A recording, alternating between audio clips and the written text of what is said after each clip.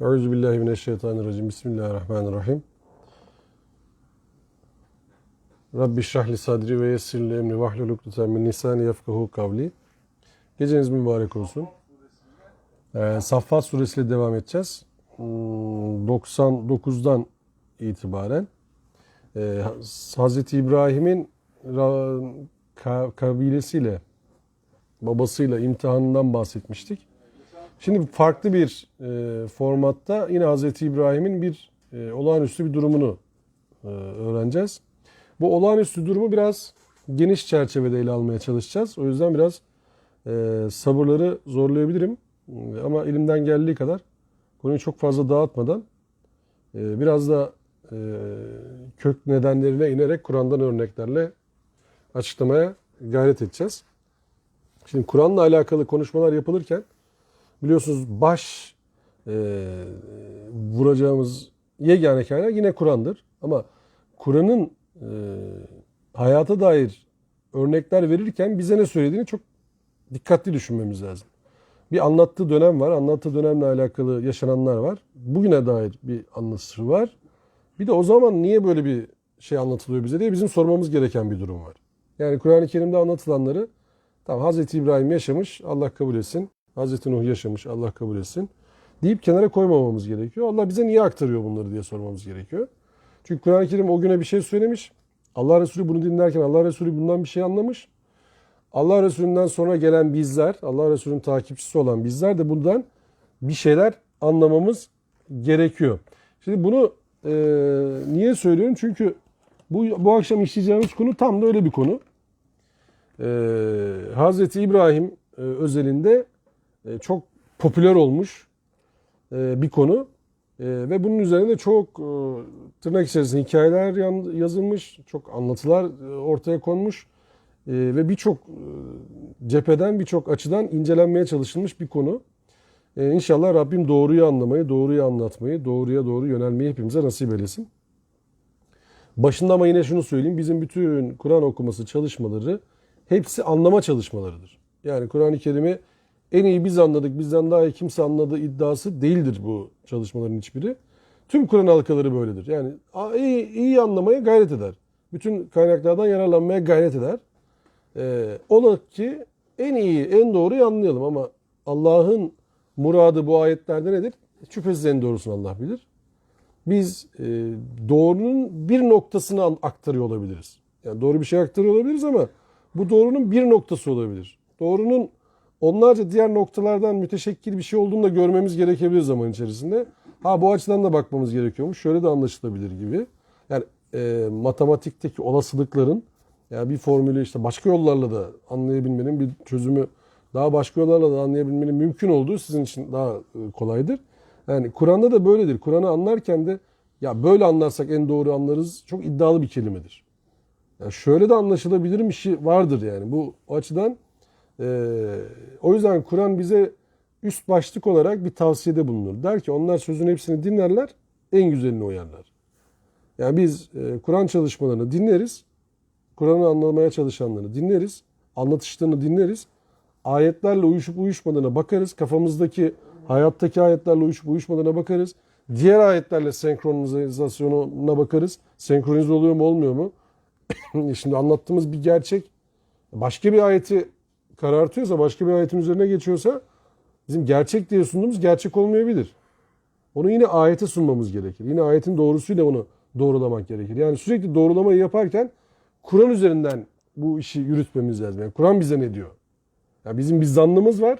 O zannı Kur'an'a söyletmek yerine zannımızı Kur'an'a arz etmemiz gerekiyor. Yani bizim zannımız doğru mu? Kur'an onu doğruluyor mu yani? Kur'an'la örtüşmüyorsa bizim zannımız o zaman zannımızı revize etmemiz gerekiyor.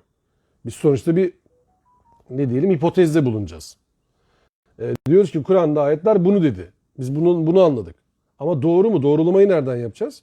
Onu yine Kur'an'dan yapmamız gerekiyor. Çünkü din adına bir oturum varsa ortada o zaman dinde otorite olarak Kur'an'ın ana kitap olarak kabul edildiğini birinci sıraya yazmamız gerekiyor. Yani Kur'an-ı Kerim falanca hocanın, filanca hocanın, filanca yazarın görüşü değil. Kur'an-ı Kerim birinci otorite olması gerekiyor. Kur'an-ı Kerim'i Kur'an-ı Kerim'le çözümlemek gerekiyor.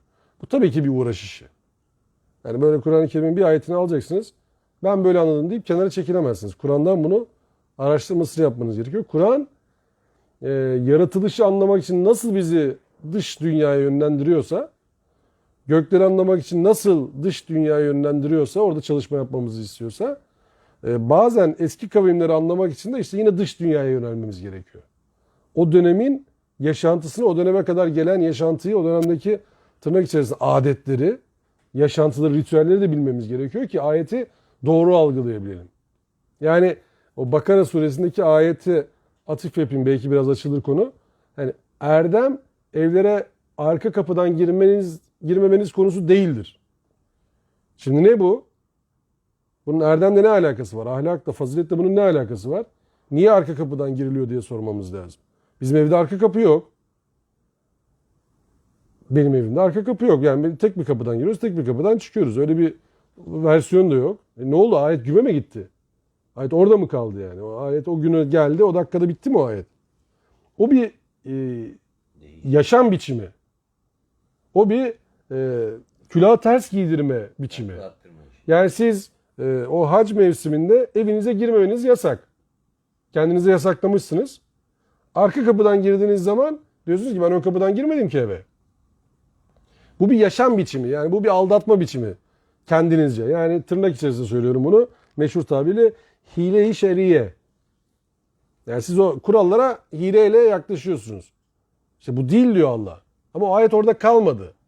O ayet orada bitmedi yani. Ayet orada söyleyince Allah Allah bizim evde arka kapı yok, o zaman bu ayet bize gelmedi. Bu ayet kime geldi? Mekkelilere geldi deyip kenara koymamanız gerekiyor. İşte bu okuyacağımız ayet bütünü de değer yargılarımızı gözden geçirmemiz için önemli bir bütün. Çünkü bu çok yanlış yere de gitmiş bu konular. Doğru anlaşılamamış da. Ki içerisinde birkaç kırılım var. Tek nokta değil. O kırılımların hepsi yanlış anlamaya müsait hale gelmiş ya da yanlış yorumlanmış. Yanlış yorumlanırken de farklı farklı versiyonları olmuş. Şimdi yavaş yavaş ayete girmiş olalım. Surenin 99. ayetinden itibaren okumaya başlayalım. Bu bir bütün. İstiyorsanız ben orayı bir okuyayım, ondan sonra hasbihal etmiş olalım. Şimdi Hz. İbrahim Rabbi ile olan münakaşasından, münazarasından sonra şöyle bir nidada bulunuyor. Ve kâle inni zahibun ila Rabbi seyehdin. Ben Rabbime gidiyorum, o bana doğru yolu gösterecektir. Yani hidayeti Rabbinden isteyen, Allah'ından isteyen, mutlak otoriteden isteyen bir kul dizaynı, kul tipi Hz. İbrahim. Ve Rabbi hebli mines salihin. Ve Rabbine de şöyle dua ediyor. Rabbim beni iyilerden olacak bir çocukla güçlendir. Bana iyilerden olacak bir çocuk ver.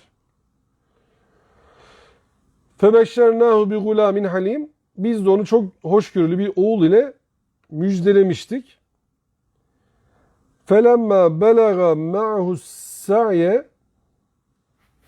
Onun oğlu onunla beraber say yapacak, yürüyüş yapacak zamana gelince, belagata gelince, ya buneyye inni era fil menami anni ezbehuke fenzur maza tera. Yavrum, ben rüyamda ezbehuke diye geliyor Arapçası. Seni boğazladığımı görüyorum. Maza tera, sen ne dersin? Fenzur, bir bak. Sen ne düşünürsün bu konuda? Senin fikrin ne diye soruyor. Şimdi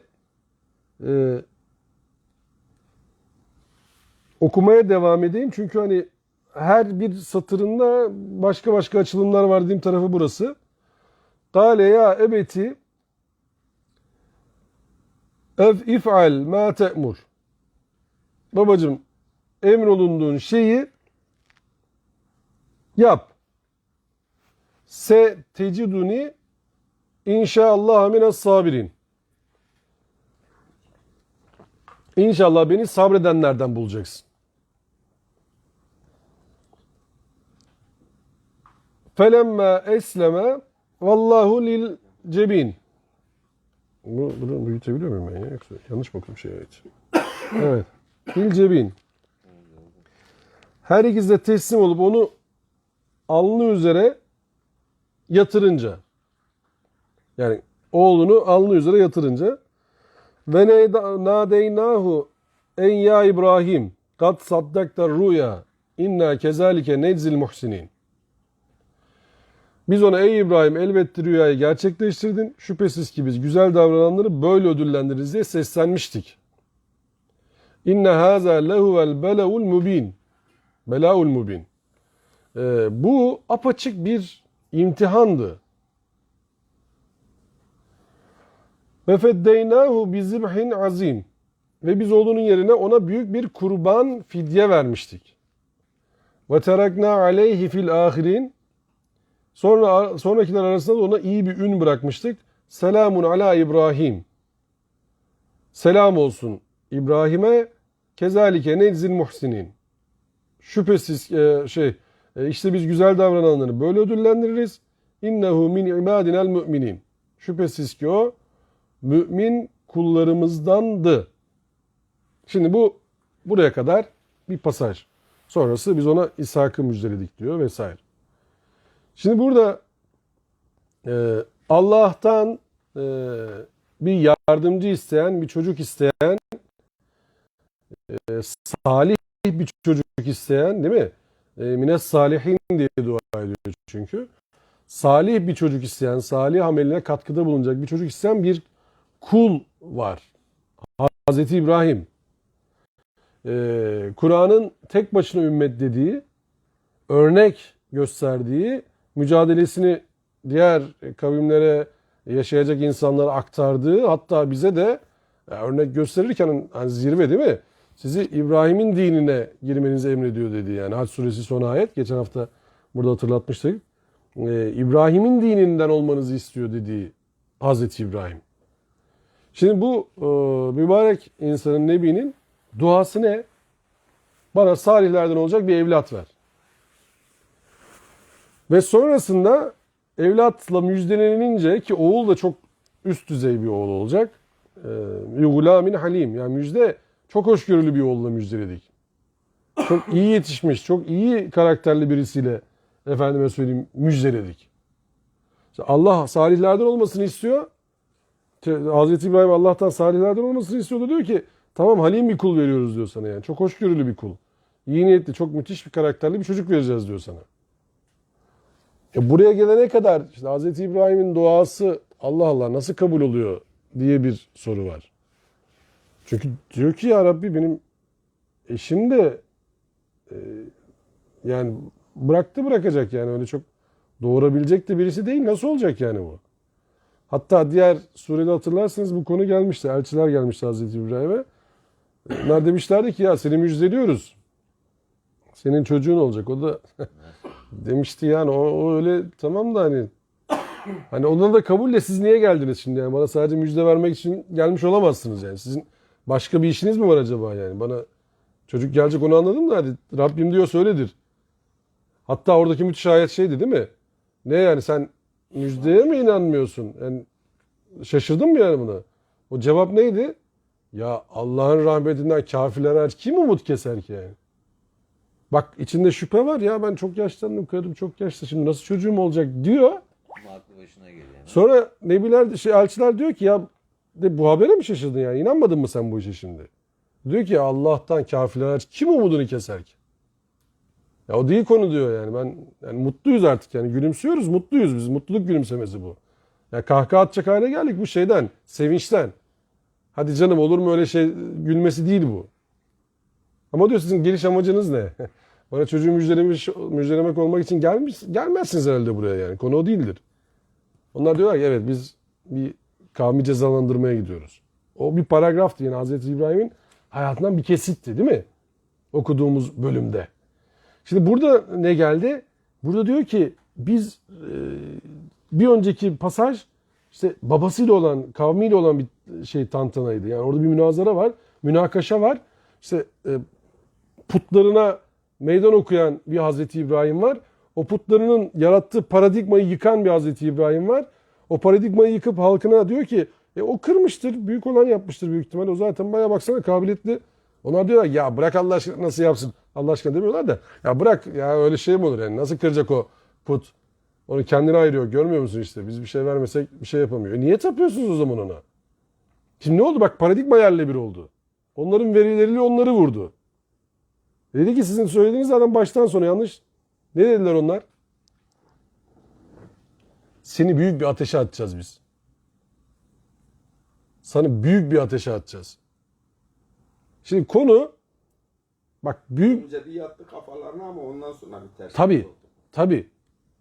Yani Şimdi vazgeçmiyorlar aslında. konu bak buradan nerelere gidiyor garip bir şekilde. Şimdi kronoloji yapıyoruz değil mi?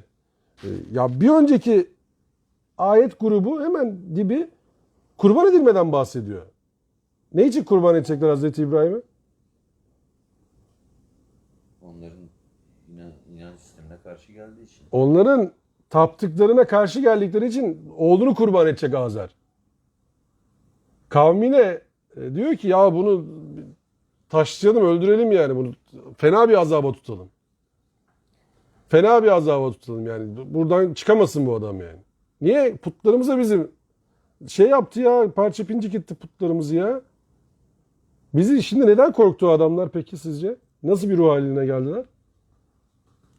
Hazreti İbrahim'e zarar vermezlerse ne olacaktı? Putlar onları götürecekti. Yani putlardan, korkularından Hazreti İbrahim'i vurmak zorunda hissettiler kendilerini. Hatta öyle büyük bir ceza verelim ki Kimse bir daha Hazreti İbrahim öyle bir cezalandıralım ki yani daha kimse yanaşmasın. Putların cezasını herkes görsün. Günümüzde de yok mu? Çarpılır işte falan. Şey yaptı işte çarpılır.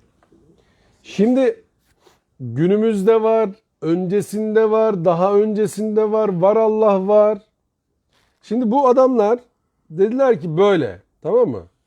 Ya seni ateşe atacağız. Peki bu Saffat suresinin Musaf sırasında bir önceki suresi hangisi? Musaf sırasında Yasin suresi değil mi? Yasin suresinde hemen ikinci sayfada bir kıssa var. Hemen ikinci sayfa. قَالُوا دَائِرُكُمْ مَعَكُمْ اَاِنْ زُكُّرْتُمْ بَلْ اَنْتُمْ قَوْمٌ مُسْرِفُونَ. Bu ne diyor bu arkadaş? Diyor ki ya uğursuzluk sizin zihninizde kardeşim. Bende ne alakası var bunun? Uğursuzluk sizin zihninizde. Peki bu uğursuzluk sizin zihninizde diyen arkadaş neye istinaden bunu diyordu? Yasin suresine gelelim değil mi? 2 dakikada hemen. Neye istinaden bu arkadaş bunu diyordu sizce? Bize uğursuzluk getirdin diyordu. Yani bizim Şimdi diyor ki onlar vadrib lehum mesela ashabel kariye izca'el murselin. İşte bu müşriklere şu halkın örneği ver. Elçiler gelmişti. Elçi gönderdiğimiz onları yalanlamıştı. Üçüncüsü de onu kabullenmişti. Siz de ancak bizim gibi bir insansınız dedi. Rahman size özel bir şey vermedi. Rabbimiz biliyor dedik ki elçiler biz size gönderilmiş elçileriz yani bize şey yap biz de sadece tebliğ ederiz. Onlar dedi ki galu inna tatayyarna bikum le in lem tentehu lenercumennekum ve le yemessennekum minna azabun elim. Onlar dediler ki sizin yüzünüzden uğursuzluğa uğradık. Tebliğden vazgeçmezseniz şüphesiz ki sizi kovacağız. Elbette bizden size elem verici bir azap dokunacak. Bu elçiler dediler ki galu da'irukum me'akum in zükkirtum bel entum kavmun musrifun. Ya o uğursuzluk dediğiniz şey sizle alakalı bir şey. Sizin kendi kuruntunuz o. Sizin ürettiğiniz bir şey. öyle bir şey yok. Öyle bir numara değil bu. Gerçekler size hatırlatıldığı için siz rahatsız oluyorsunuz. Aslında siz aşırıya kaçan bir topluluksunuz. Sonu nasıl bitmişti bu kıssanın? Gıyle duhulil cenne. Değil mi? Ne dediler ona? Hadi gir cennete bakalım sen. Elçiyi orada Öldürmekle şey yap. hem gelen destekçiyi, üçüncü kişiyi hem o elçileri öldüreceklerini beyan ettiler. Dediler ki gir o zaman cennete. Madem cennete girmek istiyorsun. O iki türlü okunuyor demiştik o zaman hatırlarsanız. Gıyle duhulil cenne kısmı. Ya ona Allah diyor ki gıyle duhulil cenne. Ya da onlar diyorlar ki madem cennete girmek istiyorsun hadi gir cennete. Seni öldürelim sen gir cennete. O da diyor ki bima gafereli rabbi ve cealeni minel mükremin. Keşke yani kavmim de bilseydi bana Rabbimin ne kadar ikramda bulunduğunu, mağfiret ettiğini. Şimdi o uğursuzluk üzerinden bir şey yürüdü değil mi o Yasin suresinde? Uğursuzluk üzerinden yürüdü. Dediler ki ya sen geldin bizim tezgahımızı bozdun. Başımıza gelmeyen kalmadı. Başımıza gelmeyen kalmadı dedikleri ne? Aslında oradaki düzen bozuldu. Tezgah gitti elden Düzen bozuldu. Elçiler geldi dedi ki ya bunlar doğru söylüyorlar. Ne yapıyorsunuz? Düzen bozuldu. Peki bunun bir farklı varyantı nerede var? Hazreti Musa geldiğinde o paradigmayı yerle bir ettiğinde Hazreti Musa'ya karşı Firavun milleti nasıl örgütlemeye çalışıyordu?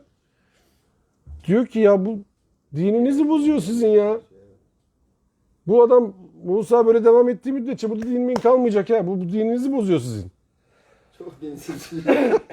Diyor ki dininizi bozuyor sizin bu. Bu uğursuzluk getirecek bize. Ne yapalım Musa'yı? Öldürelim. Ne yapıyor? Kızıldeniz'e doğru kovalıyor. Orada öldürmesi lazım onu. Bitirecek yani. Bitirirse Hazreti Musa'yı biteceğini zannediyor. Kime? Peki ne için kurban edecek Hazreti Musa'yı? Kendi ilahı. Şimdi öldürmesiyle kurban etmesi arasında ince bir çizgi var mı? Öldürmesiyle kurban etmesi arasında. Aslında adamın niyeti onu kurban etmek. Buradakilerin de niyeti o. Yani bak bir önceki hemen ayet grubu. Saffat suresinde. Putlar için Hazreti İbrahim'i kurban etmeye çalışıyorlar. Bak putlar için Hazreti İbrahim'i kurban etmeye çalışıyorlar. Ama bu Firavun belki kendisi için. Çünkü o diyor ki ben sizin Rabbinizim diyor. Yani. Ama argümanı ne? Dini bozuyor diyor değil mi? Şimdi kendisi için kurban edecek de. Ama ne için var? Yine dini korumaya çalışıyor. Belki ilah olarak saymıyorsa kendini... O da işte onun insan versiyonu, anladın mı? Ama burada ne yine? Yine kurban etmeye çalışıyor. Yine sonuç aynı. Kurban edecek. Peki bu kurban işi Hazreti İbrahim'in anladığı kurban işi, Hazreti İbrahim'in rüyasında gözüken kurban işi, Hazreti İbrahim'e has bir şey mi yani? Hazreti İbrahim'in görmesiyle mi kurban insan hayatına girmiş? Yani önceki toplumlarda Meksika'da, Peru'da, Bosna'da, efendime söyleyeyim Kolombiya'da, Mısır'da kurban yok muymuş Hazreti İbrahim'e kadar? Var. Yani kurban işte Hazreti İbrahim'le popüler oldu dediğim konu o. Sanki bir algı var. Kurban işi Hazreti İbrahim'le başladı. Hazreti İbrahim kurban etmeye kalktı. Kurban işi ondan sonra hayata girdi. İnsanların hayatına girdi. Yani o zamana kadar kurban diye bir şey yok sanki. Kurban edilmiyor kimse falan. İşte bu nokta biraz şeye kayıyor. Burada biraz diyorum ya sabırları zorlayabiliriz ama idare edin. Çünkü her zaman kurban konusu gelmiyor. Bir daha da gelmeyebilir. Onu da bilmiyoruz ya. Kurban konusu antropolojik olarak da biraz incelenmesi gerekiyor. Yani ne? Ondan önce gelen kavimlerde bu var mıydı? İnsanlar niye kurban etmek isterler bir şeyi? Bir şeye. Hem bir şeyi hem bir şeye. Şimdi Tapınma ihtiyacı hissediyor ve bir şey sunmak istiyor, yaklaşmak istiyor. İşte o mu? Yani bir tane sebebi mesela o olabilir değil mi? Bir sebebi olabilir. Ya tapınma ihtiyacı. Neye tapınma ihtiyacı hissediyor? Diyelim ki üst bir güce tapınma ihtiyacı hissediyor. Peki bunun yanı sıra ben hatırlarsanız bahsetmiştim size. Meksika'dan. Ben Meksika'dayken Mayalarla alakalı bir ritüelden bahsetmiştim. Hatırlıyor musunuz o sohbeti? Yapmıştınız, çok güzel. Evet. Çocuğu belli kılıyor. Tabii mesela orada kuraklık başladığı zaman tamam mı? Diyorlar ki içimizde günahkar birisi var. Yağmur yağmadığına göre siz buna yağmur tanrısı deyin, ilah deyin, yaratıcı deyin, ne derseniz deyin yani. O Meksikalıların diliyle söylüyorum bunu. Onlar diyorlar ki yağmur yağmadığına göre burada içimizde bir kötü var. Bu kötüyü bulmamız lazım. Kötüyü nasıl bulacağız? Şimdi biz bu yağmurun yağması için ne yapmamız gerekiyor? Şeye benziyor. Yunus Aleyhisselam'ın gemiden atılması gibi. İçimizde birisi var. Tabii. Aynı onun gibi. Tabii bu Galat'ı meşhur olan tarafı şeydir biliyorsunuz. Günah keçisi. Evet. Bak Galat'ı meşhur olan ama günah keçisidir bunun. Yani insanlar insan kurban etmeyi bıraktıktan sonra günahı keçiye yükleyip keçiyi uçurumdan atmaya başlamışlar. Günah keçisinin karşılığı odur. Ya bir günah keçisi bulduk demelerinin mantığı odur yani. Bir tane keçiyi günahta bütün günahları topluyorlar. Sende ne günah var? Sende. Hepsini yazıyorlar keçinin üzerine. Boynuna asıyorlar günahları. Hadi diyorlar ya biz günahları şey yapıyoruz kabul et yani bizden. Biraz medenileştirince insan öldürmekten vazgeçiyorlar. Onu söyleyeceğim bak şimdi. Biz antropolojik olarak bunu aramamız gerekiyor dediğim taraf burası. Bu enteresan bir hikaye. Enteresan, muazzam bir iş. Yani insanların fıtratında olan bir şey var. Allah Allah.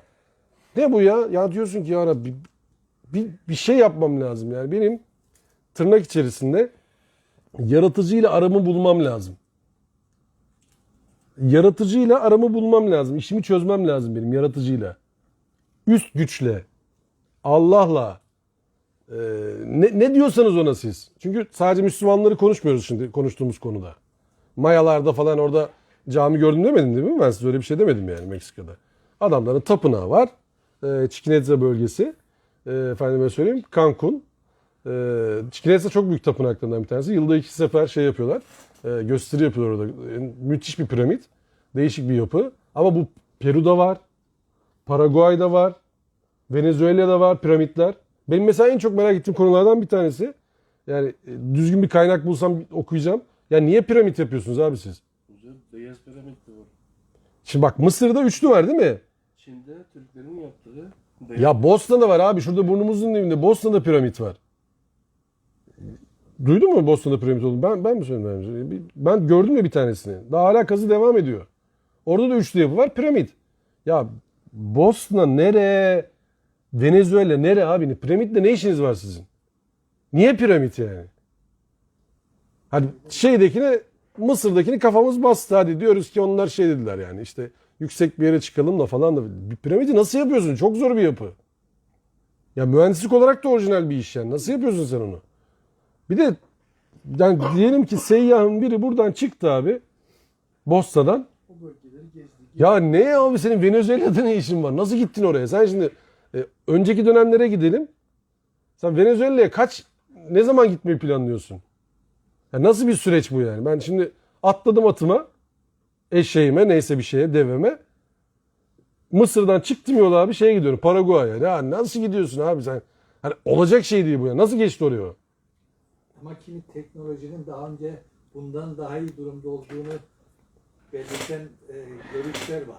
İşte Allah alem onu bilmediğimiz için ben diyorum ki şu anda cahil aklım diyorum ya nasıl gittiniz siz oraya kadar? Yani bu yani yayın var desen işte televizyondan gördüler dur lan piramit yapıyorlar Venezuela'da biz de yapalım dediler desen Mısır'da. Öyle bir numara yok bildiğim kadarıyla benim yani.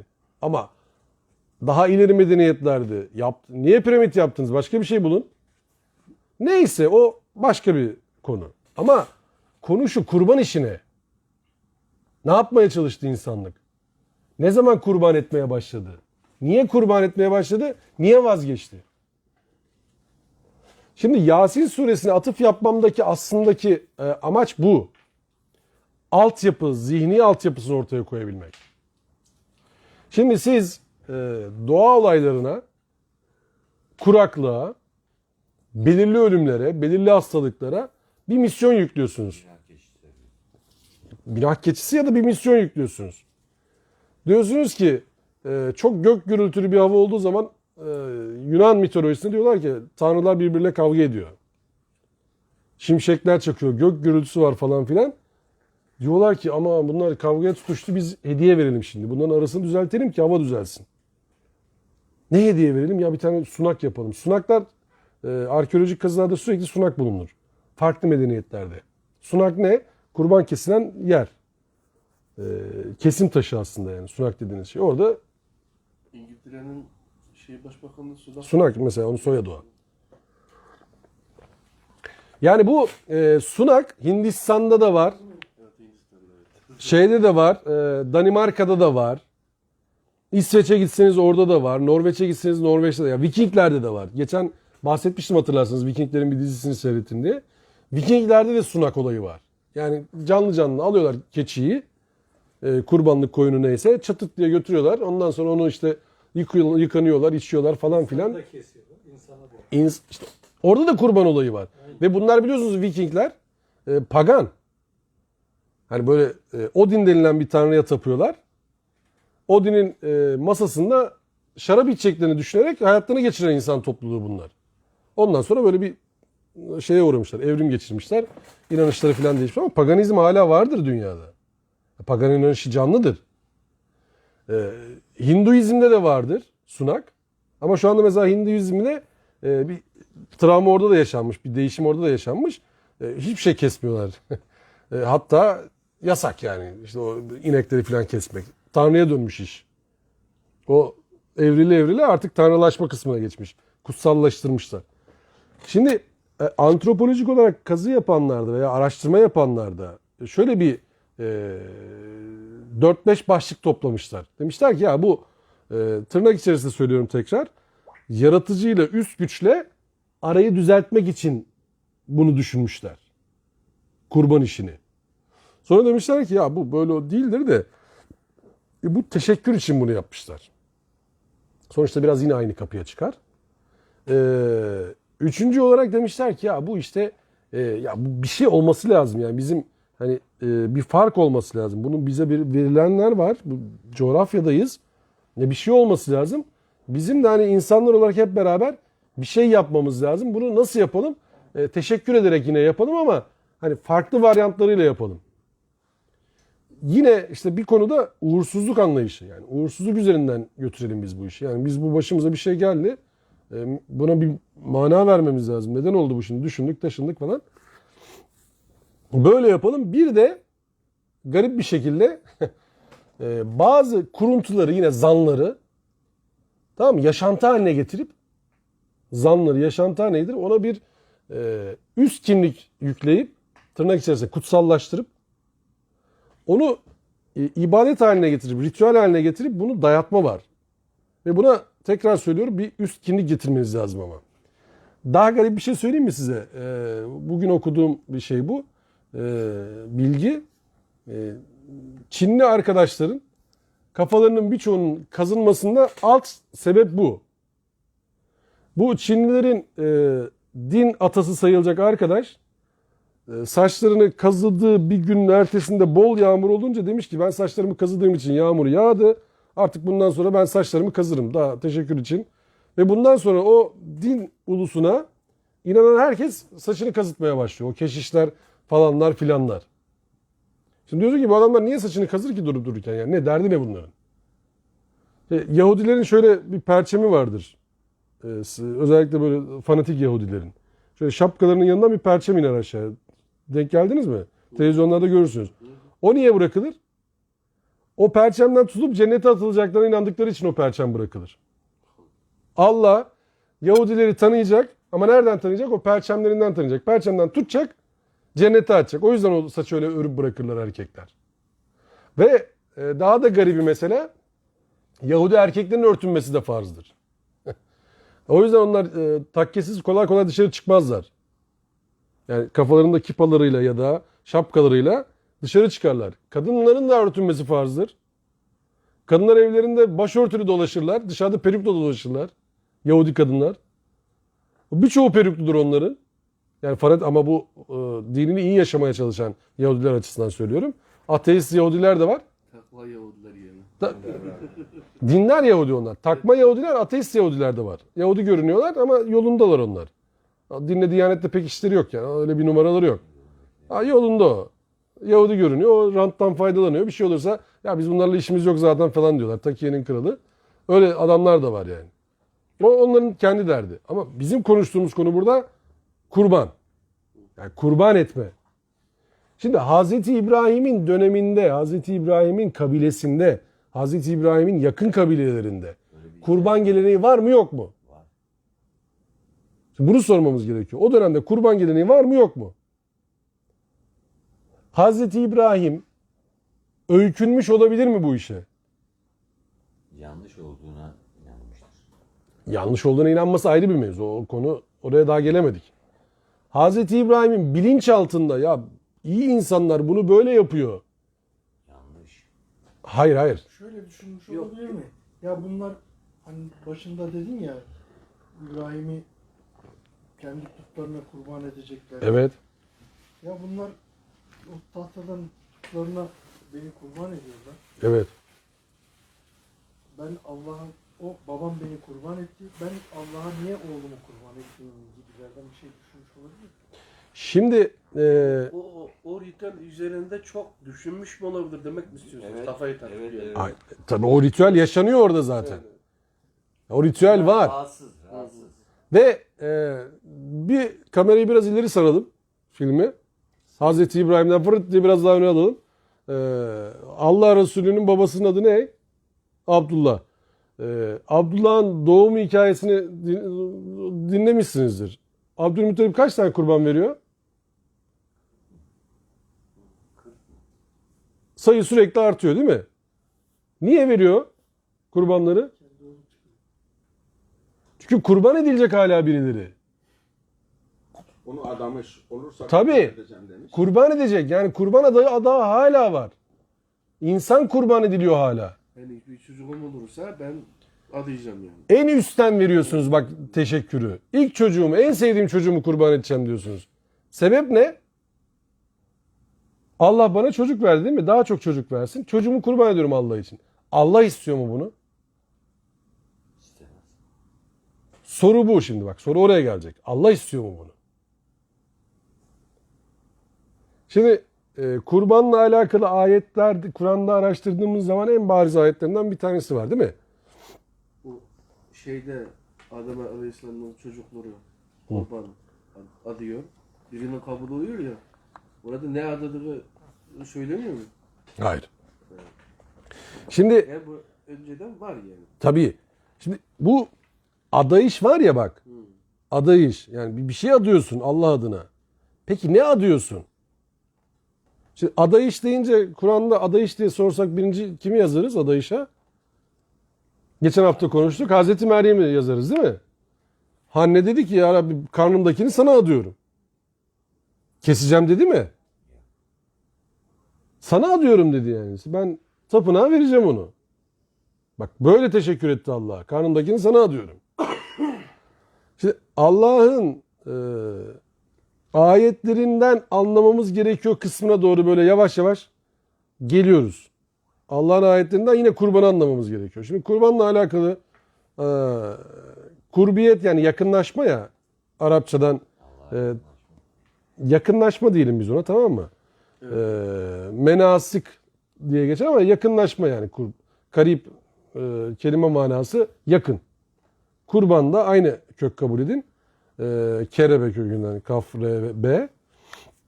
Şimdi bu yakınlaştırıcı bir eylem. Peki yakınlaştırıcı eylem bizim anladığımız manada kurban boğazlamaksa Allah kurban boğazlamayı nasıl tarifliyor Kur'an'da? Kurbanı tariflerken sizin kestiğiniz kurbanların ne etleri ne de kanları Allah'a ulaşır. Evet. Bak ne etleri ne de kanları Allah'a ulaşır. Allah'ın istediği neymiş orada? Takvaya ulaşırsınız diye. Sizin sorumluluk bilincine erişmeniz. Peki kurbanı kestiğinizde ne yaptınız? Allah etini istemiyor, kanını da istemiyor. Ne yaptınız? Siz onu ihtiyaç sahiplerine dağıttınız. Yani içinde bulunduğunuz imkanı başkalarıyla da paylaştınız. Yani toplumdaki açlık seviyesini tokluğa tebdil etmeye çalışıyorsunuz. Yokluk seviyesini varlığa tebdil etmeye çalışıyorsunuz. Ve bu kurbanı dağıtırken illa Müslüman diye de bir kaydı yok.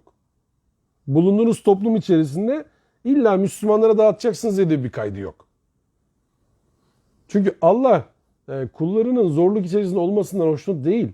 Sizin de o zorluk içerisinde olanları ortadan kaldırmanız gerekiyor. Kul olarak. İnananlar olarak. Eğer bir iddianız varsa. Peki Hazreti İbrahim'e burada söylenen ne abiler? Ey yavrucuğum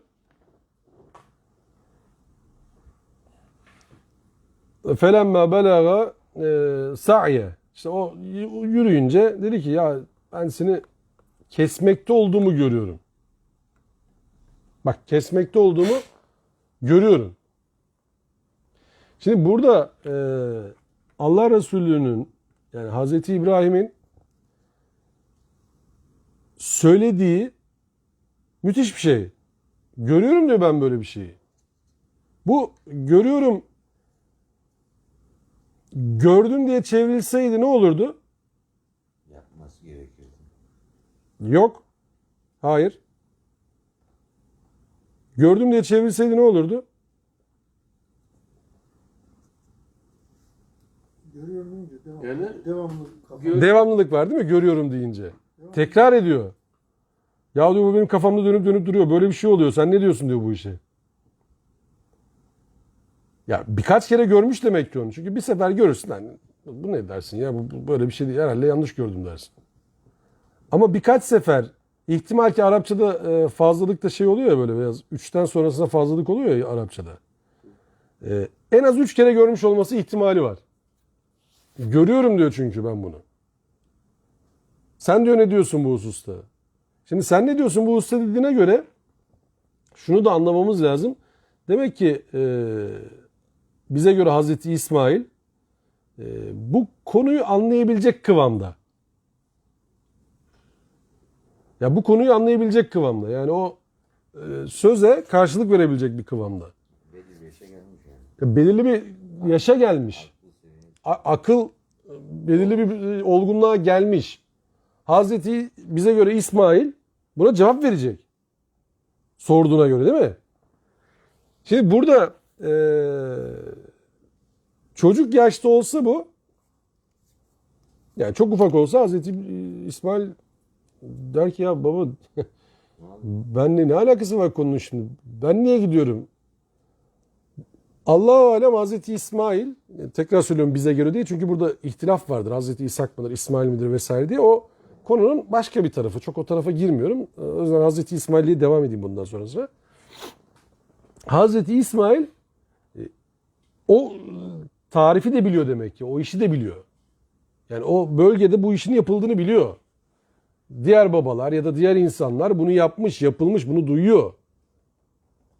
Ben de böyle bir şey görüyorum dediğine göre Hazreti İbrahim'in, o diyor ki ya ne görüyorsan uygula, beni sabredenlerden bulacaksın. Ben buna karşı çıkamam. Çünkü elimde başka bir done yok. Veri yok. Peki Kur'an'la açıklamaktan kastım ne, onu anlatmaya çalışacağım biraz size.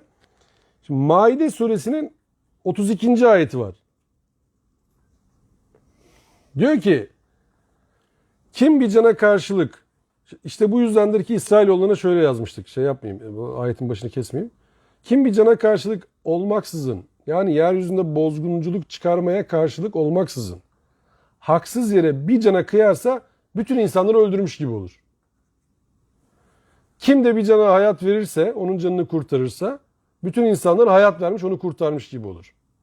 Elçilerimiz onlara apaçık deliller getirmişti. Sonra onlardan çoğu yine yeryüzünde aşırıya kaçmaktadır. Şimdi bu ayet ortadayken şey olur mu sizce? Kur'an'a ihtilaf olarak ya Allah dur bir deneyeyim Hazreti İbrahim'i demiş olabilir mi? Ya da Allah'ın denemesi söz konusu olabilir mi? Soruyu başka türlü soralım. Biz bugüne kadarki genel anlayışta bu olayda Hazreti İbrahim'in imtihan edildiği şey var. Şimdi Hazreti İbrahim'in imtihan olduğunu zaten söylüyor. Ama imtihan olan tarafı neresi? Hazreti İbrahim'in imtihan edildiğini zaten ayet söylüyor değil mi? Okuduğumuz ayet zaten bunu söylüyor yani. Sözünde durup durmaması. Hani adamaktan o sözünde durup durmaması. Şimdi bir de Kaf suresinin 29. ayeti var. Benim huzurumda söz değiştirilmez, ben kullarıma asla haksızlık edici değilim diyor Allah. Hazreti İsmail ne günah var ki, niye kurban edilsin şimdi? Niye haksızlık olsun ona? Gelmiş salih de bir kul, bir de halim de bir kul. Allah ona diyor ki sen hadi öldürül. Peki burada Allah bir sonraki ayette diyecek değil mi onu? Sen rüyanı gerçekleştirdin. Şimdi bu kaça geldik biz? 101. 102, 103. Pardon. 104. Ve nadeynahu ya İbrahim kat saddakter rüya. 105. Sen rüyanı gerçekleştirdin. Yani o yana yatırınca Allah dedi ki tamam sen rüyanı gerçekleştirdin. Rüyanla alakalı senin içinde bir şüphe kalmadı artık, bitti. Ama inne kezalike neczil muhsinin. Biz bunu engelledik. Biz iyileri böyle ödüllendiririz. O senin rüyandı. Rüyayla amel olur. O Peki şöyle bir şey daha sorabilir miyim? Mesela konuşacağım bir konu. Hani yine dersin başında dedin ya bunun böyle kronolojik şeyini öğrenmek lazım. Tabii. Mesela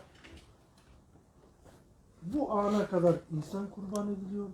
Tabii. O Devam ana ediyor işte. Biz sana derken Allah hani eskiden kartpostallarda oluyordu ya. Evet. Onun aklına İsmail'i kesme artık. Tabii. kurban kesteyip o saatte o andan sonra mı kurbana dönüştü? Doğru Dönüştü yani. doğru yönlendirildi Hazreti İbrahim. Bak doğru yönlendirildi. O ana kadar demek ki hep insan mıydı acaba kurban? Tabii o çünkü ritüel var. Evet. Yani Çünkü- bence hayvan da var da. Yani Var, belki hayvan orası da için var. insan Ama var yani. Şimdi bu niye yönlendirildi diyorum. 99. ayet okuduk ya biz girişte. Ve kâle inni rabbi ila rabbi seyehdin. Ve kâle inni zahibun ila rabbi seyehdin. O beni yönlendirecektir diyor ya. Şimdi bu pasajı başından itibaren okumak lazım. Allah'ın yönlendirmesi söz konusu bak. O konu oraya gelince. Buradaki kurbanın şey yapılması da aslında Allah'ın yönlendirmesi. Bak işte oraya geliyoruz şimdi. Yani Allah bizim zihnimizi yönlendiriyor. Hazreti İbrahim özelinde. Diyor ki siz kurbanı yanlış algıladınız. Ey insanlık ailesi. O galu tairukum merkumlar filan orası. Yani Saffat suresinin üzerinde bu yani Yasin suresinin üzerinde bunun gelmesinin Allah alem büyük nedenlerinden bir tanesi orası. Siz canınız sıkılınca başınıza bir uğursuzluk gelince insan kurban etmeye çalışıyorsunuz. O sizin zihninizde olan bir şey. Allah'ın böyle bir şey söylediği yok. İnsan yüzünden bunlar başınıza gelmiyor sizin. Allah hiçbir kul için kanunu değiştirmez ki. Bunun en çarpıcı örneklerinden bir tanesi ne? Allah Resulü'nün evladı, bir tane erkek evladı var. Değil mi? Vefat ediyor. Tam güneş tutulmasına denk geliyor. Bir söylenti çıkıyor, diyorlar ki Allah Resulü'nün çocuğu öldü. Güneş tutuldu ya. Allah buna çok hiddetlendi. Üzüldü. Allah kızdı. Allah Resulü'nün oğlu ölünce. Bu söylenti duyulunca Belki gökyüzündendi. Yas ilan. Allah değil de gökyüzündendi. bir sürü şey var işte. Söylenti var. Allah Resulü bunu duyunca hemen diyor ki hutbe irade edeceğim. Bilal milleti topla. Hazreti Bilal Habeşi hemen ezan okuyor. Çağrı. Diyorlar ki ne oldu ya? Diyor ki böyle bir şey söylenmiş. Böyle bir şey yok. Benim oğlum normal bir kuldu. Vefat etti. Bu Allah'ın ayetidir. Ölümle hiç alakası yok. Bak o dakikada o sapmayı ayarlamasa Allah Resulü Allah yasasını değiştirmez diyor bir şey için. hiçbir kul için yasasını değiştirmez. Değil mi? Peki hiçbir kul için yasasını değiştirmez. Bir daha Yasin suresine atıf yapalım mı? Hani o قِيلَ دُخُلِ الْجَنَّةِ قَالَ يَا لَيْتَ قَوْمِي يَعْلَمُونَ بِمَا غَفَرَ لِي رَبِّي وَجَعَلَنِي مِنَ الْمُكْرَمِينَ ayeti var ya. Bir sonraki sayfa nasıl başlıyordu? Ve ma enzalna ala kavmihi min ba'dihi min cundin mines semai ve ma kunna munzilin. İndirdik değil, indirecek de Olmadı. değildik değil. Biz diyor gökten ordular indirmedik. Zaten indirici de değiliz. Bak gökten ordular indirmedik. Zaten indirici de değiliz yani. Öyle bir kanunumuz yok bizim. Ama bizim Çanakkale'de var hocam. Çanakkale'de de var. Kıbrıs'ta da var. Her yerde var işte. Her yerde var. Şimdi Allah Resulü bak Yasin suresinin o pasaj ne kadar yerine oturuyor bu anlatırken aslında. Yani birbirinden bağımsız değil konu. Şimdi Allah Resulü'nün oğlu vefat edince güneş nasıl tutulmuyorsa, Allah Resulü buna itiraz ediyorsa, böyle bir şey yok diyorsa, orada da diyor ki bak işte o salih kullar cennetlik olacaklar diye, cennete sürüklenecekler diye kafirlerin zihniyle katledilirken biz gökten ordu falan indirmedik diyor. Onlar imanlarının gereği olarak karşı durdular zulme. Zalimler de zulümlerinin gereği olarak onları öldürdüler. Ama biz bunun üzerine gökten bir ordu indirmedik diyor. Çünkü bizim öyle bir acelemiz yok. Öyle bir kanunumuz yok. Yani Allah'ı kızdırmamak gerekiyor muhabbeti var ya. Şu son dönemde çok moda biliyorsunuz Allah'ı kıyamete zorlamak. Yani öyle şeyler yapacağız ki Allah dayanamayacak. Ya aman tamam kaldıralım bunları diyecek yani. Allah inancı. Şimdi bu Allah inancının kurban üzerinden okunması böyledir. Tırnak içerisinde söyleyeceğim. Yanlış Allah inancının kurban üzerinden okunması böyledir. O Meksika'ya demin atıf yaptık. Hani tekrar onu söylemiş olayım. Yağmur yağmıyor. Yağmur yağmayınca en gürbüz delikanlıyı buluyorlar. En iri yarıyı buluyorlar. Onun belini kırıyorlar. Sunak denilen yerde belini kırıyorlar. Tam böyle bir tane taş koymuşlar. Şurası böyle bombeli. Tam oraya çocuğu bırakıyorlar. Çat diye zaten biri normal şartlarda gider insanın. Koca da bir taş. Onu obruğa atıyorlar. Bir senato dedikleri bir obruk var. O obruktan çocuk yukarı çıkabilirse beli kırık vaziyette o günahkar değilmiş. Onu tedaviye alıyorlar. Çocuk orada kalırsa diyorlar ki bu çocuk zaten günahkardı, o yüzden bizim artık Allah'a en delikanlılığımızı da verdik. Ondan bağımsız acaba onu tedavi edecek şeyler var mı? Kalıyor biraz işte orada dinleniyor ya, yaprak sarıyorlar ama Mayalılar çok teknolojide ileri insanlar. Tıpta filan bayağı şeyleri var. Ama belki de nasıl bir şeydir ya. İşte dinlene geçiyor. Adam kötürüm kalıyor ama o devam ediyor hayatını en azından. Yaşıyor ya, iyi kötü yaşıyor adam. Devam ediyor çadırın birinde. Orada kenarda piramidin içinde bir yerde devam ediyor. Ona da yardım ediyor. Bunun devlet Ha ona dediler kusura bakma birader yani senin de kırdık belini ama idare et. Engelli şeyler var. Engelli maaşı, malul maaşı var. Malulen emekli oluyor belki öyle. Evet. Şimdi yani Allah Resulü'nün Hazreti İbrahim'in çocuğuyla yaşamış olduğu müthiş imtihan değil mi? O bir de şunu atlamayalım bak. Hazreti İbrahim Allah inancını bize anlatırken Kur'an'da değil mi? Hazreti İbrahim'in bir düşünme süreci var.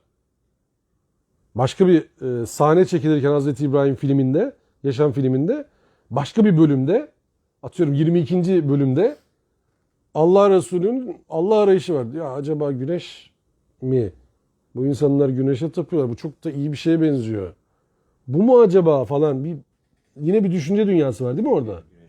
Ya yok canım güneşe de tapılır mı ya dönüyor iş sonra. Ay olabilir. O da fena değil. O da baksana güneşi kapatıyor falan. Ama bu da o değil yani. Bu da bir süreç değil mi? Şimdi bu toplumdan bağımsız düşünebilir misin Hazreti İbrahim'i? Ya da herhangi bir insanı. İçinde bulunduğu toplumda bir inanış sistemi var. Ona buna fark etmez. Bir şeye inanıyor insanlar ya da inanmadığını iddia ediyorlar. Şimdi sen içinde bulunduğun topluma gelmişsin. Ona bakıyorsun, buna bakıyorsun, şuna bakıyorsun. Allah Allah diyorsun. Yani böyle hakikaten doğru mu bu? Yoksa başka bir şey mi var yani? Şimdi düşünme ne kadar az akledersiniz diye niye diyor Kur'an? Hiç mi ibret almazsınız? Hiç mi fikretmeyeceksiniz? Niye diyor? Yani fikretmeyecek olsa nebiler. Şöyle bir şey mi nebiler mesela? Nebi işi. Onlara bir çip takılıyor. Çıt hepsine bütün sorular cevapları bitti. Geçmiş olsun. Bir daha soru sormuyorlar. Size elçilik geldi. Geçmiş olsun. Tamam bundan sonra bütün sorularınıza cevap buldunuz. Öyle mi? Hayır. Beraber okumadık mı? Sakın yarın bir iş yapmadan önce kesin yapacağım deme. İnşallah. İnşallah de. Konu neydi? Hatırlıyor musunuz? Hristiyanlardan bir tanesi geliyordu. Allah Resulüne bir soru soruyordu. Ya Resulallah diyordu. Madem o kadar yani ya Resulallah demiyor tabii onlar o zaman da. Diyorlar ki ey Muhammed madem bu kadar bildiğini iddia ediyorsun. Falanca konuda da senin bilgini merak ediyoruz. Neydi bu konunun cevabı? Söyle bakalım bize. O diyor ki ben bunu bilmiyorum ama yarın gelince size söyleyeyim. Niye dedi? Allah Resulü böyle. Allah söyleyecek. Nebiyim ben. Değil mi? Allah'ın elçisiyim yani. Şimdi insanlar da geldi bana soru soruyor. Ben nereden bileceğim bunu? Allah bana söyler yarına kadar. O sosyal mücadele süresinde hemen indi size. Tabii. Bekleyeceğim hemen. Değil mi? Sanki Allah'ın acelesi varmış gibi. Allah onların sorusuna hemen acele cevap vermek zorundaymış gibi. Ya da biz buradan Google'a soruyoruz ya. Sevgili Google satırlarıma başlarken şu nasıl oldu? Hadi bakalım. Pıt diye bir şey atıyor önümüze Google. Tırnak içerisinde Allah biz öyle zannediyoruz. Allah alem nebilerin de bazen böyle şeyleri oldu, düşünceleri. Çünkü bunu izah eder değil mi? Yarın gelin söyleyeyim size. Olmadı yarın. Hatta peşinden söylüyor. Böyle sorarlarsa böyle cevap vereceksin diye. Ama işte Allah istediği zaman söylüyor onu. Yani Allah'a sana bir şey söylemek zorunda değil. Ya biz orada kaldık yani cevap da veremedik şimdi ne olacak? O Allah'ın tırnak içerisinde derdi değil. Allah orada da bir terbiye ediyor. Ya öyle cevap verme onlara. O Mücadele Suresi şimdi atıf yaptı ya Kazım abi Mücadele Suresine. Diyor ki ben bu kadar biliyorum. Bak orada öyle gelince uyarı tamam mı bak. Allah Resulüne uyarı öyle gelince o diyor ki bendeki bilgi böyle. Yani sana boş ol dediyse senin sırtın bana anamın sırtı gibi dediyse ya bendeki bilgiye göre bu böyle yani ben bir şey yapamam şu anda bilmiyorum. Mesela orada diyor mu? Mevcut akışta öyle, gelenekte öyle. Örf yani. Yani örfte öyle, evet. Bende de bilgi yok. Öyle bir şey yok. Ama Allah Resulü şey demiyor farkındaysanız orada. Yarın gel. Allah bana doğrusunu anlatır demiyor. Diyor ki bendeki bilgi böyle. Kadın diyor ki ya Resulallah olmaz. Yanlış. Burada bir sıkıntı var ya, ben genceciktim onunla evlen. Bozulmamış fıtratı onu kabul etmiyor. Diyor ki olmaz ya Resulallah. Diyor ki ama bendeki bilgi böyle.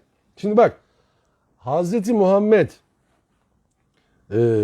orada yaşadığı toplumdan etkilenerek diyor ki bendeki bilgi böyle. Bunun üzerine bir ayet inmedi, ben yorum yapamam şu anda buna. Hazreti İbrahim yaşadığı ortamda bunu görüp düşünmemesi, bu ruh dünyasında böyle olmaması mümkün mü? Yani kurban olayını en büyük çocuğu kurban ederek, göz bebeğini kurban ederek Allah'a yakınlaşma istemesi absürt bir olay mı? İhtimal haricinde bir olay mı? Hayır. Ama Allah'ın işte o buradaki seyehdin kelimesi, yani beni yönlendirir. Bak kelime, yani kıssaya giriş, pasaja giriş harika. O zaman oradaki şeylerde de, meallerde de o zaman şeylik var. Ben Rabbime kulluk edeceğim bir yere gidiyorum.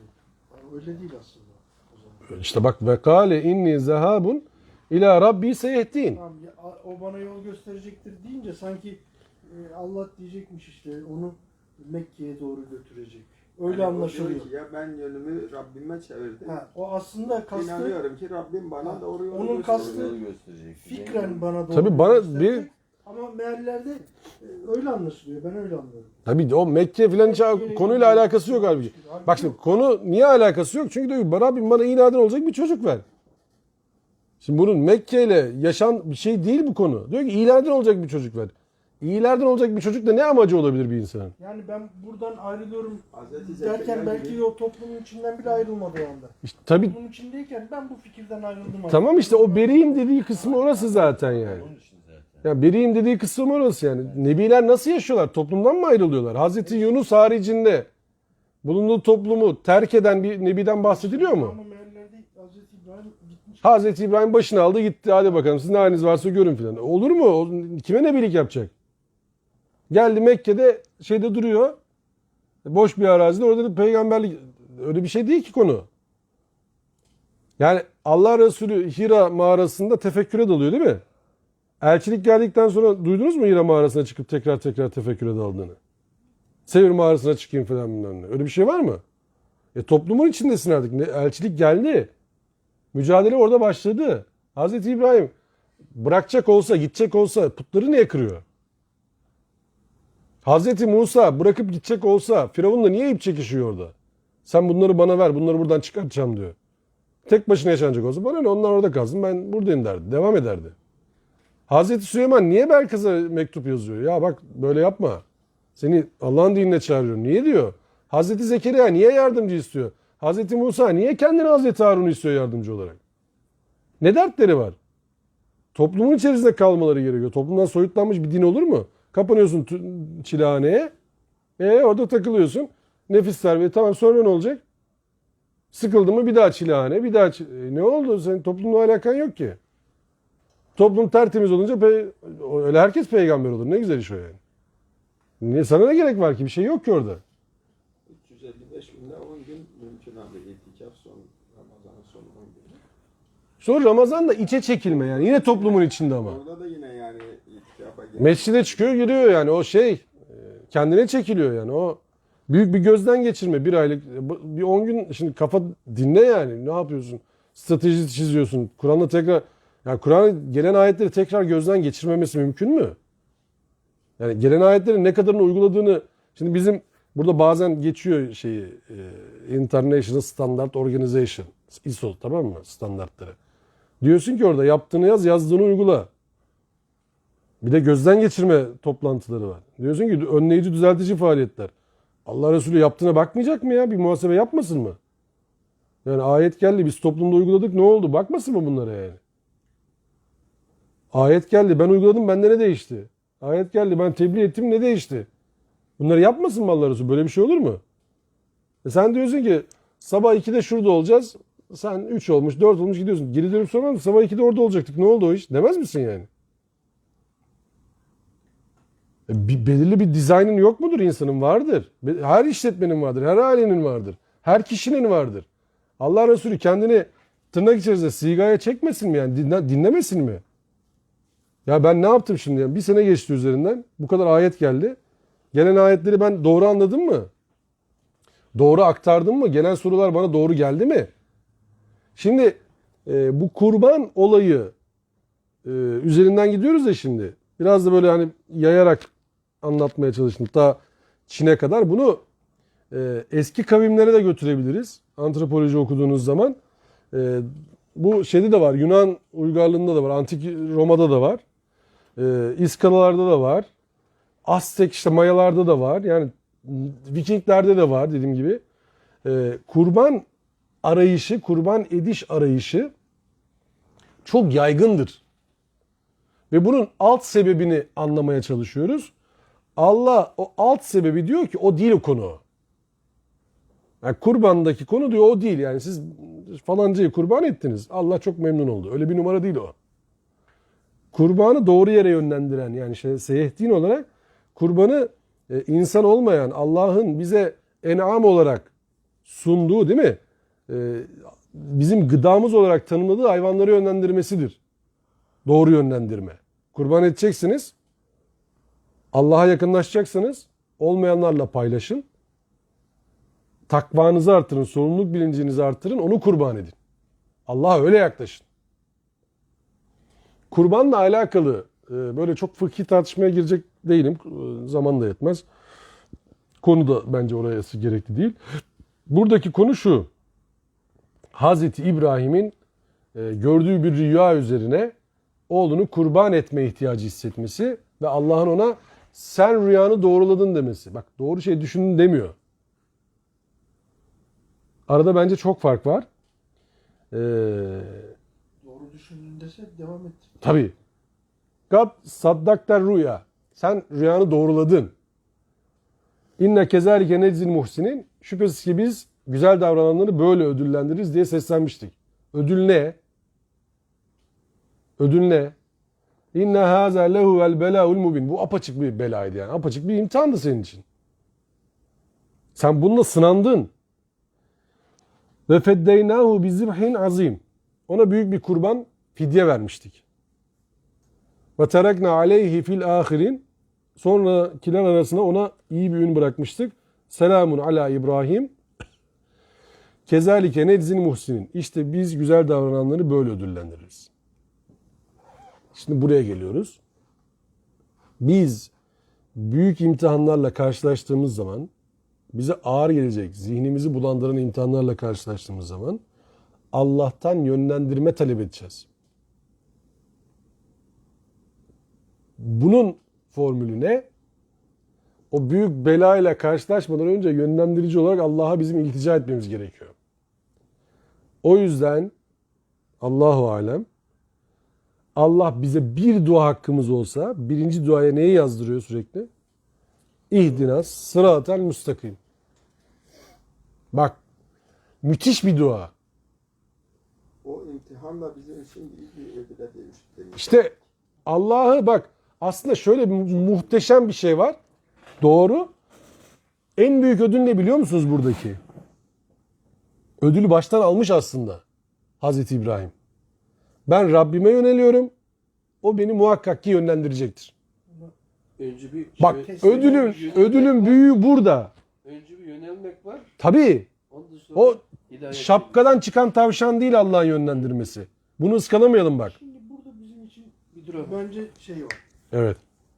Şimdi biz bunun şeyini nasıl Enişte çay ver. biz o niyetle bir işe giriştik. Tabii. Ve sıkıntılı bu durumda en azından dua ediyoruz. Bize doğru yolu göster. Evet. Ama 50 yerden şey geliyor bize. Gelsin. İşte onun şeyini İşte Hazreti İbrahim'e de çok gelmiş de şu anda mesela. Hazreti Muhammed'e de çok gelmiş. Hazreti Nuh'a da çok gelmiş. Şimdi ama ıskalamamamız gereken tekrar söylüyorum.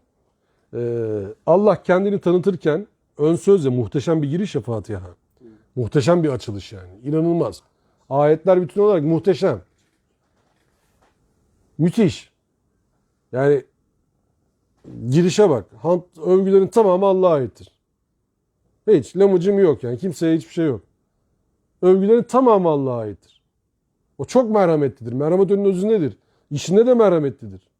Ve din gününün sahibidir. Bak girişe bak. Harika yani. Hiç boşluk yok. Bak din gününün sahibidir. Ne yapacağız? O zaman biz ne yapalım? Diyelim ki İyyâke na'budu ve İyyâke nestaîn. Biz ancak sana kulluk edelim ya Rabbi. Ancak da senden yardım dileyelim. Tamam, mutabık mıyız? Tamam bak, mutabık mıyız? Bitti. Sonra ilk sözün ne olsun diyor? İhdina sıratel müstakim. Bak ne isteyeceğini söyletiyor sana. Diyor ya Rabbi sen beni dosdoğru yolu yönelt. Bak muazzam bir iş bu. Ya matematikçi arkadaşlarımız var burada. Ufacık bir açı sapma, 1 santim, 1 milimlik, 1 kilometre sonra ne yapar o iş? Çok değiştir. Ufacık ufacık. Ufacık bir sapma yani. Şimdi burada ufacık görürsün sen onu. O böyle uzay böyle gittiği zaman ileriye doğru sen bakarsın ki kıblem Kabe demişsin, sen bir bakıyorsun New York'a doğru dönmüşsün. Hiç konuyla alakan yok. Konuyla alakan yok. Başladı gitti bambaşka bir yere. Niye? Başladığın yerde sırat-ı müstakim olarak bir talebin yok senin. Öyle de olur böyle de olur dedin. Tam öyle oldu zaten. Şimdi Allah'a bak, bize 1. sıraya yazdırdığı duaya bak. Muazzam bir dua bence. Ya başka dua etmeyecek olsa insan bu dua yeter adama. Kadına neyse işte herkese. Ya İhdina sıratel müstakim. Ya beni dosdoğru yola yönelt. İsterken, işlerken, dururken, kalkarken, yaparken dosdoğru yola yönelt. Ya insan bak şimdi planlama yaparken düşünsenize, dosdoğru ürünü buldunuz. Dosdoğru fiyatı buldunuz. Dosdoğru müşteriyi buldunuz. Dosdoğru tahsilatı buldunuz. Dosdoğru parayı aldınız. Dosdoğru yere harcadınız. Dosdoğru okula gittiniz. Dosdoğru öğretmeni buldunuz. Dosdoğru dersi aldınız. Dosdoğru eğitimi aldınız. Dosdoğru kariyer yaptınız. Daha büyük nimet ne olacak ya? Allah aşkınıza başka ne var? Ne istiyorsunuz yani? Yani bu kadar büyük dua olur mu? Sen ettiğin duanın farkında değilsin aslında namazda. Ama ondan önce, o yolu bulmadan önce o şartlar var. İyyâke na'budu ve İyyâke. Tamam işte bak, Allah'a sen şimdi diyorsun ki Allah bir dakika yani tamam böyleyse konu. Mesela Fatiha okurken öyledir o iş. Bir dakika şimdi. Bütün iş sende mi ya Rabbi yani? Övgülerin tamamı sana ait. Hiç kimse beni övmeme ihtiyaç yok mu şimdi? Ya falanca filanca değil mi konu yani? Yok. Övgülerin tamamı Allah'a ait. Tamam. Çok mu merhametlisin ya Rabbi? Harika. Müthiş. Merhametin kaynağı Allah. Rahmetin kaynağı Allah. Daha da güzel. Başka? Bir de din gününün sahibi. Son noktada ona gidecek yani. Başlangıç onda ya. Bir de son noktada onda. Tamam. Tamam. Süper. Özgürlüğün dibi. Zirvesi yani. Böyle bir özgürlük var mı? Hiç kimseye eyvallahın yok. Allah hariç. İşte la ilahe illallah. Ne yapacağız? Diyorsun İyyâke na'budu ve İyyâke nestaîn. Yani biz sana kulluk etsek, bir tek senden yardım etsek tamam mı yani konu? Ne istiyorsunuz? İhdina sıratel müstakim. Sen bizi dosdoğru yola yönet. Müthiş dua. Acayip kapsayıcı bir dua. Şimdi genç kardeşimiz var. Dosdoğru bir eş seçse değil mi yarın öbür gün? Ne kadar mutlu olacak. Değil mi? Müthiş iş. Dosdoğru bir iş seçse. Süper abi. Dosdoğru bir şirket tercih etse. O şirket dosdoğru güzel bir maaş verse falan. Kendi işini kursa falan. Bak müthiş iş. Çünkü insan yanıla tecrübeli oluyor değil mi? İnsanın yediği kazıkların toplamına ne diyorlar? Deneyim. Çok deneyimli diyor. Çok kazık yemiş çünkü. Hiç kazık atamıyorsun herife. Çok yemiş. Bitmiş yani. Yiyecek kazık yok. Oradan buradan her yerden yemiş kazığı. İşte Allah'tan dosdoğru yola yöneltilmeyi istemek kadar güzel bir nimet olur mu ya? Müthiş bir dua. Doğru insanlarla tanıştır ya Rabbi. Ne duası neydi şeyin? Allah Resullerinin bir yere girerken Bizi doğru doğrulukla girmemizi nasip et. çıkarken de Rabbi edhilni mudhale sıdkın ve ahricni muhrece sıdkın. Çıkarken de doğrulukla çıkmamızı nasip et. Bak bir yere girerken doğrulukla girmemizi nasip et. Çıkarken de doğrulukla çıkmamızı nasip et. Bu nasıl bir istek ya? müstakim işte. Bu nasıl bir istek? Bak insanı nasıl dengede tutuyor? Yani kapıyı kırıp çıkmayın diyor Allah. Çıkarken de doğru çıkın, girerken de doğru girin. Nezakete bak. Baştan sonuna. Va'bud rabbeke hatta ye'tiyekel yakin. Çıkışa bak. En büyük çıkış değil mi? Va'bud rabbeke hatta ye'tiyekel yakin. Rabbine son ana kadar, yakin gelene kadar doğrulukla devam et. İbadetini öyle yap. Kulluğunu öyle yap. Yani biz kurbanı alıp sadece koç mu, dişleri mi, boyu posu mu, ağzındaki oraya indirirsek kurban kavramına biraz haksızlık yapmış oluruz. Biraz değil, bence büyük bir haksızlık yapmış oluruz. Ama bir de burada hani bir cephesinden yaklaşıyoruz diyorum ya, rüya ile amel edilir mi falan, o başka bir bahis. Çünkü Kur'an'da rüya ile alakalı başka ayetlerde, başka nebilerden alıntılar da var. Biz bir tarafına Kur'an'ın çocuk kurban edilmesiyle, insan kurban edilmesiyle alakalı durumuna biraz daha geniş bir açıdan bakmaya çalıştık. Tamamını anlattık desek tabii ki haksızlık olur, hadsizlik olur benim açımdan. Tamamını anlattık, merak etmeyin. Artık kurban konusunu çözdüğünüz süre öyle bir iddiam yok. Başta söylemiştim zaten, rahatım. Kurbanla alakalı, kurban edecekseniz, Allah'a yakınlaşmak için bir şey kurban edecekseniz vaktinizi kurban edin, ilminizi kurban edin, insanlığınızı kurban edin ve sürekli Allah'a yakınlaşacak faaliyetlerde bulunun. Bu en sevdiğiniz şeyi çocuğunuzu keserek olacak iş değil. Yani bu Allah tarafından kabul edilmiş bir dua değil, rüya değil. Allah burada tahsih etti, düzeltti. Düzeltti. Dedi ki bu şeyle çözülür. Koçla, inekle, yeri gelirse tavukla falan. Nasıl olduğunu bilmiyoruz çünkü onun. Büyükbaş bir şey olduğunu düşünüyoruz biz. Ama bir şekilde çözülür. Ama siz onu kendi çocuğunuzu kurban ederek, en sevdiğinizi boğazını keserek Allah'a yakınlaşmış olmazsınız. Çünkü Allah'a yakınlaşmak için öyle bir şey kurban etmenize de gerek yok. Siz kendinize yatırım yapacaksanız Allah'ın ihtiyacı olmadığı etleri, derileri, kanları olduğu yerde kullanın, sorumlu şekilde davranın. Hocam bir defa bir Japonlu bir arkadaş vardı. Taksim'de Türkçe orada Tömer var. Türkçe kurban yaklaştı, adam oradan kayboldu. Ondan sonra Japonya'da bana telefon açıyor. Ne oldu dedim. Ya siz kurban böyle geldi, ben orada duramam dedi. Siz hayvanlarla haksızlık yapıyorsunuz falan diye. Öyle de algılıyorlar yani. Yani algılayabilirler ama işte okuyuşla alakalı. Yani sen bir olayı görüyorsun, okuyuşla alakalı. Bir de başka bir çeşit anlatanlar var hocalardan. Mesela dünyada bir numara en çok kurban kesen memleketiz yani. Devletiz. O yüzden bizde savaş yok.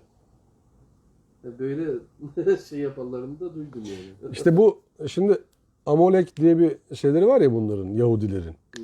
Bu Amolek'e karşı savaş açtık diyor ya Netanyahu falan bilmem ne. Şimdi bu işte Galu ta'irukum ma'akum tam da böyle bir şey. O sizin zihninizde oluşturdunuz bir yalana. O sizinle alakalı bir şey yani. Allah bunu böyle istemiyor. Sen işte Tanrı'yı kıyamete zorlamak falan. O sizin zihninizde oluşan bir şey. Allah'ın bunu böyle bir istediği yok.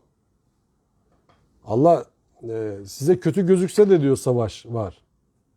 Allah size savaşı emretmiyor ki yani. İlla gidin savaşın falan. Bu Bakara suresindeki ayet çok açıktır. Ancak size saldıracaklar. Onların zorlamak dedikleri aslında şu. O kıyamet alametleri denilen şeyler var ya. Onların hepsini gerçekleştirelim. Bitsin. Hayır, o zaman onlar şeye O inanıyorlar. zaman mecbur şey olacak. Bitsin değil onlarınki. O zaman Mehdi gelecek. O zaman şey olacak. Mehdi gelecek, bunların krallığını ilan edecek. Evet, devlet var. Bunlar devleti kuracak ya. Devleti kurduğu zaman bunları da diyecek ki bunlar benim çocuklarım. Geri kalan hepiniz topunuz birden şeysiniz, kölesiniz, öldüreceğiz sizi de. Yani size de ihtiyacımız yok. Kendi için açmazları var. Herkes öldürürlerse onlar çalışmak zorunda kalacaklar. O yüzden kadınları öldürmezler onlar. Çocuk doğursun, onlara hizmetçi olsun diye. Onlara göre kıyamet olunca onlar sağ mı kalacak? Sağ, onlar burada kalıyorlar abi zaten ya Allah. Niye kalmasınlar yani? Kıyamette de mi burada kalıyor? Abi niye kalmasınlar? Ne engel var ki elinde yani? Onlar seçilmiş bir kere. Niye gitsinler buradan? Onlar özel yani. Cenneti burası adamların ya. Cehennem ilgisi de 10 gün sadece. Ya cenneti burası. Adamlar burada kalıyor. Geliyor Mehdi. Bu Mehdi'yi beklemeyen yok ya. Ben size söyleyeyim bak. Sen bir şey Evet. paylaştın. Bak Mehdi'yi beklemeyen yok. Çinlisinden, Japonundan, Azteklisinden, Yahudisinden, Hristiyanından. O bekleniyor. Bizim bekleniyor. Yani dini inanış grupları olarak söylüyorum. Hepsi bekliyor. Diyorum zaten. Her seferinde saldırıyor, bana saldırıyor. Sen ne yapıyorsun? Yani o anlatmıştım. Onunla bağlayayım konuyu. Mayaların, işte oradaki Azteklerin medeniyetin gümleyemesinin sebebi de o. Onlar da bir yaratıcı tarafından gelecek bir kurtarıcı bekliyorlar. O İspanyol kaşif, üçkağıtçı denizden geleceğine inanıyor onlar tabii. İspanyol kaşif de oradan girince ulan diyorlar bizim kurtarıcı geldi. Tam beklediğim Adam onlardan anlamıyor, bu onlardan anlamıyor filan, tamam mı? Yani ne oluyor demeye kalmadan bu diyor ki lan bunlar herhalde beni iyi karşılıyorlar falan. Bu tapınmalar başlayınca bu diyor ki tam yerine geldik. Bütün bunların elindekini, avucundakini alıyor götürüyor. Yani olacak iş değil yaşananlar. Ama mevzu bu abi yani. Onlar da bekliyorlarmış. Bu onun da antropolojik olarak anlatabilirsin. Yani ne olacak acaba falan bilmem ne. Onunla alakalı bir sürü eser yazılmış. Niye bekliyor insanlar bu Mehdi'yi? Bizdekiler tembellikten bekliyor. O kesin. Yani Müslümanların Mehdi anlayışı bildiğin tembellikten. Hiç şakası yok bu işin bak söylediğimin. Tembellik. Biz oturalım böyle Mehdi gelsin. İşte krallığını ilan etsin. Biz de Müslümanlar siz de gelin abi benim arkama desin. Biz de bütün herkese alemin yapalım. Efendilik yapalım. Bizimki tembellik. Hiç dinle diyanetle alakası yok. Bak Kur'an-ı Kerim'in hiçbir yerinde geçmez. Hiçbir yerinde geçmez. Ama bizde bir inanış var. İnanılmaz yani. Ama inanılıyor işte. İnanılmaz derken. Peki hocam istihare var mı? İstihare var tabi. Olmaz olur mu? Faruk ya sana var. Bu şeye döndü. Atıyor ha. Provokatör. Eşofmanlı Şevket Hoca gibi. Ne? Bitti mi? Bitti evet. Ve ahiru davana. İstanbul'un başkenti olup diyen bir tane O Şam da vardı abi. Şam'a iniyor normalde. Beyaz bela. Yahudiler Şam'a iniyordu. başkent olacak Evet. Kaç? Hocam. diyen bir tane şey vardı. Napolyon. Var. Böyle şekilde yapalım. Kaç- Evrenesoğlu vardı. Asker Evrenesoğlu. İskender Evrenesoğlu vardı.